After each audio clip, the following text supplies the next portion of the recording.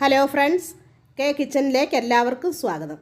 ഇന്ന് നമുക്ക് വളരെ എളുപ്പം ഉണ്ടാക്കാൻ പറ്റുന്നതും ശരീരത്തിന് വളരെയധികം പോഷകഗുണങ്ങളുള്ളതുമായ ഒരു പുതിയ പലഹാരം നമുക്കത് ഉണ്ടാക്കാം. അത് പല രീതിയിലും നമുക്ക് കട്ട് ചെയ്ത് നമുക്ക് ഉപയോഗിക്കാവുന്നതാണ്. ശരീരത്തിന് വളരെ ഗുണം ചെയ്യുന്ന ഗോതമ്പ് പൊടി കൊണ്ടുള്ള ഒരു പലഹാരമാണ് നമ്മൾ ഉണ്ടാക്കുന്നത്. അതിനുവേണ്ടി ഞാനൊരു പാൻ അടപ്പേ വെച്ച് അത് ചൂടായപ്പോൾ അതിലേക്ക് വലിയ 2 സ്പൂൺ നെയ്യ് ഒഴിച്ചു കൊടുത്തു. ആ നെയ്യ് ചൂടായി കഴിയുമ്പോൾ നമുക്ക് ഒരു 150 ഗ്രാം ഗോതമ്പ് പൊടി അതിലേക്ക് ഇട്ട് കൊടുക്കാം. എന്നിട്ട് അത് നന്നായിട്ട് ഒന്ന് ഇളക്കി കൊടുക്കാം.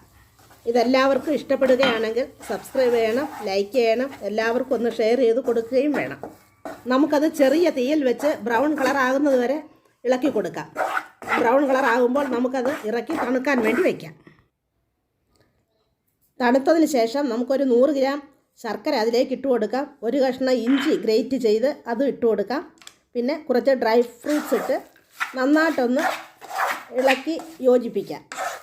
അതിനുശേഷം നമുക്കൊരു പ്ലേറ്റിലേക്ക് അത് മാറ്റി ഒന്ന് പരത്തിയെടുക്കാം. പരത്തി എടുത്തതിന് ശേഷം നമുക്കതിലേക്ക് ഡ്രൈ ഫ്രൂട്ട്സ് ഇട്ട് നന്നായിട്ടൊന്ന് പ്രസ് ചെയ്ത് വയ്ക്കാം. ഇത് തണുപ്പ് സമയത്താണ് കൂടുതലായിട്ട് കഴിക്കുന്നത്. ശരീരത്തിന് ഒരുപാട് ഗുണങ്ങളും അസ്ഥിക്ക് ബലം കിട്ടുന്നതും കുട്ടികൾക്കെല്ലാം ഇഷ്ടപ്പെടുന്നതുമായ നല്ല പലഹാരമാണ്. പ്രസവരക്ഷയ്ക്കായിട്ടും ഇത് കഴിക്കുന്നുണ്ട്. ഗോതമ്പ് പൊടിയിൽ calcium, folic acid, zinc, fibre, iron ഇതെല്ലാം അടങ്ങിയിട്ടുള്ളതാണ്.